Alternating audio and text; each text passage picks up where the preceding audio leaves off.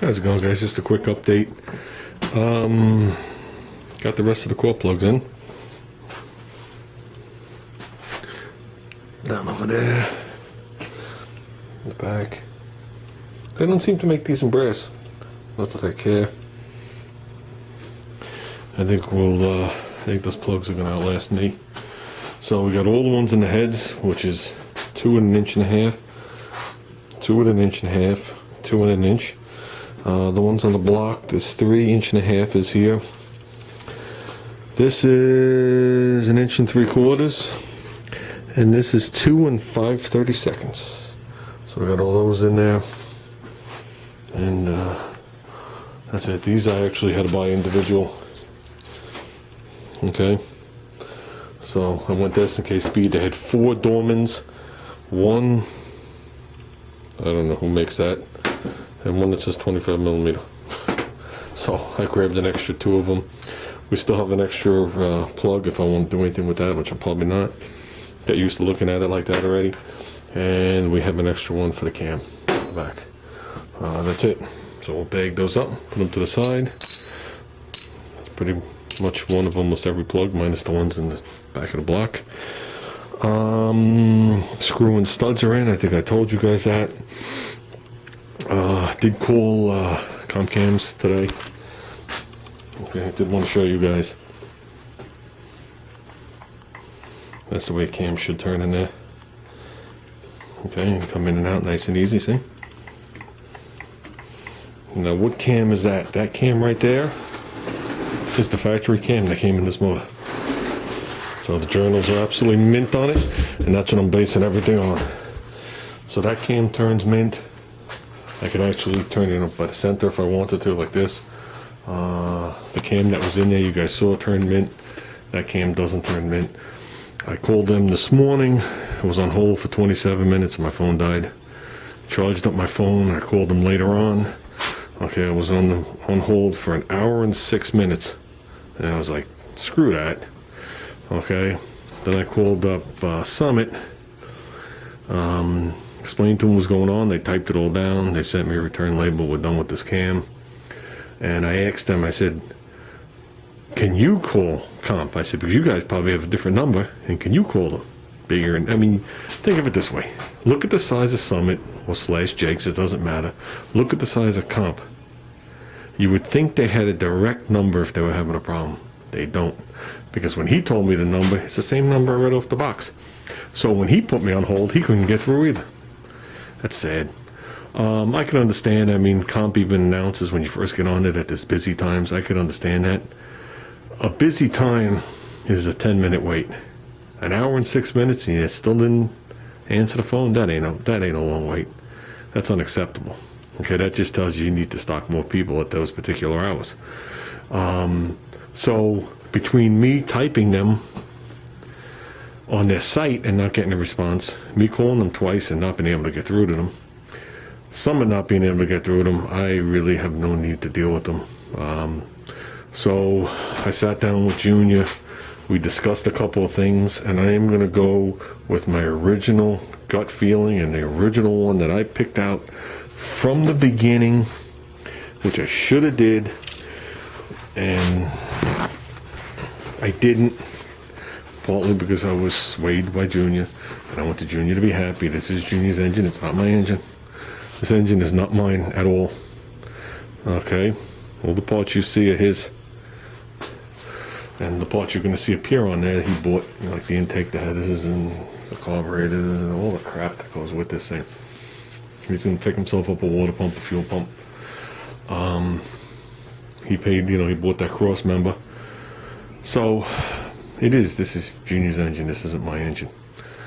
So, I gave him options just like we did when we had the slapper bars and the ladder bars. I gave him options. I gave him the pros and cons of both.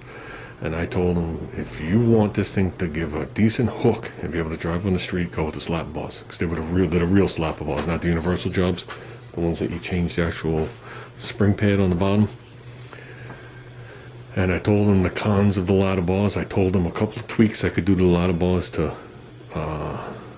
lessen the cons of ladder bars and give you a little bit more suspension travel When you disconnect the shocks on that car, you walk up to that car, you just bounce it up and down with the ladder bars on there because of what they did to the front bushings. There isn't, it goes down a half an inch in bind. That happens after you bolt the shocks on. It's just shocks giving you the resistance.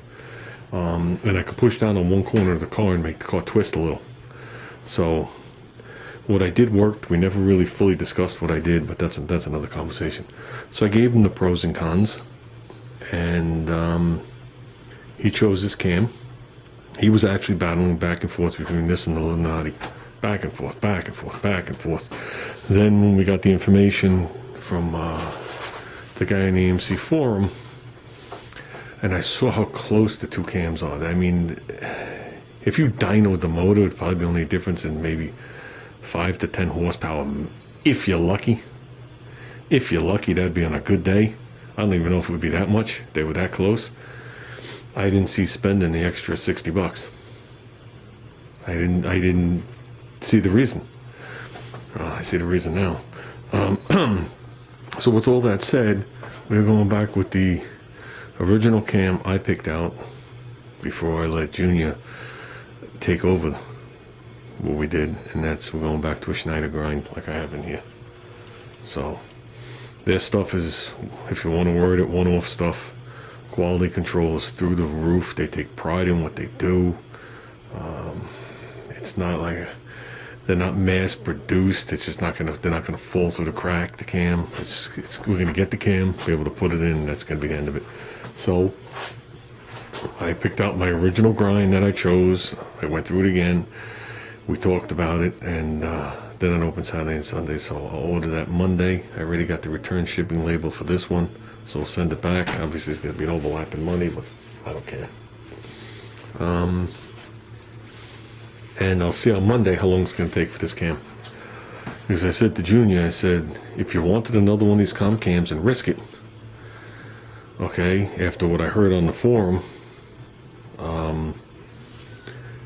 I said it's going to be, another 3 weeks or so. You want the Lunati, it's going to be at least another 3 weeks. So if the Schneider cam's 3 weeks, let's get the Schneider cam. Because that's what I want, and that's what I think you're going to be happy with. And I think I have a little bit more experience in this situation than he does. This isn't back in the day where you ran your finger down the chart and said, oh, we'll take that one. No, you got to do it a little wiser than that. So it's going to land in the same family as these other two cams. You know what I mean? They're all within whatever of each other. So with that said, when we get the cam, we'll put the lifters in and we'll find out what push rod length we need. So at this point, those rockers are sitting as low as they can go. They are actually sitting on a taper just above the nut. So they're bottomed out on where you get the radius or radii right there. So I'm sure they're going to be up around there, but whatever. I do my rockers. I go mid-lift on valve, 90 degrees to stud, period. I don't care about the other stuff at that point. And I use those numbers, and the other numbers I also use, which makes it, doing hydraulic is always tricky, because if you fill the hydraulic lifter up with oil, then you mid-seat it and you start playing with your geometry. Every time you move it, you bleed off more and more and more and more, and you get less lift. So if you get less lift, it gets a little confusing on your pattern. So what I need is, I need to know what my full plunge of travel is. I need to divide that in half. That's mid-seating. I need to write that number down, and I need to open my valve up. So this is going to be half of what I require, and I need to make sure that the stud and the rocker are 90 degrees. And then I need to do some mathematical equations because my lifters are going to be dry and bottomed out. So I need to add the number that's going to mid-seat it. And that's how I have to get my actual push rod length. So it's a little more complicated on a hydraulic motor. I should have showed you guys while I had it here, because I had this cam, which is the factory cam, and that cam. And you could see, they can only make the lobe so big, so they grind away the base circle. And you could see the drastic difference between the stock cam and that cam, how much of the base circle's gone. And when you grind away the base circle, you got to lengthen the push rods. So we'll get into that when the cam eventually gets here, if I'm still around. So with that, guys, have yourself a good weekend, and That's it.